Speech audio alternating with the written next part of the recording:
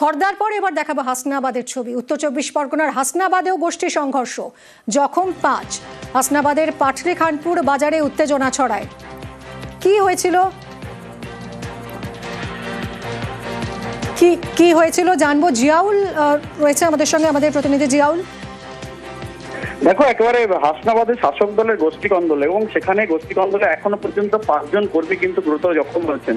মূলত এই খান পাটলিপুর বাজার এলাকায় সেখানে এক পক্ষ সেখানে বসে এই শাসক দলের পক্ষে কিন্তু সেখানে আলোচনা চলছিল এবং সেই সময় অপর পক্ষের লোকজন গিয়ে সেখানে হামলা করে। এখনো পর্যন্ত এমনটাই খবর, ফলে এই ঘটনা এখনো পর্যন্ত উভয় পক্ষে 5 জন গুরুতর জখম হয়েছে এবং যেভাবে হামলার ঘটনা, ফলে সেখানে বাঁশ লাঠি সোটা নিয়ে হামলা করে এবং এই ঘটনা শুধুমাত্র এলাকা দখল এবং সেই এলাকা দখলকে কেন্দ্র করে এই গন্ডগোলের সূত্রপাত এবং এই সূত্র থেকে কিন্তু গন্ডগোল এবং সেখানে এখনো পর্যন্ত 5 জন আহত, হাসপাতালে ভর্তি করা হয়েছে। ধন্যবাদ।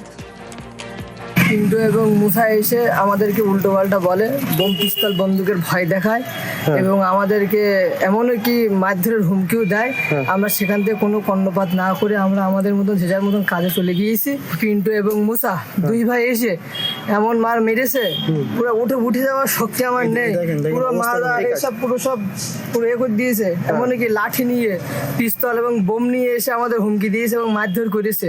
এরা হচ্ছে কি তৃণমূল কংগ্রেসের অ্যাম্বুলেন্স চুরি করার একটা জনপ্রতিনিধি।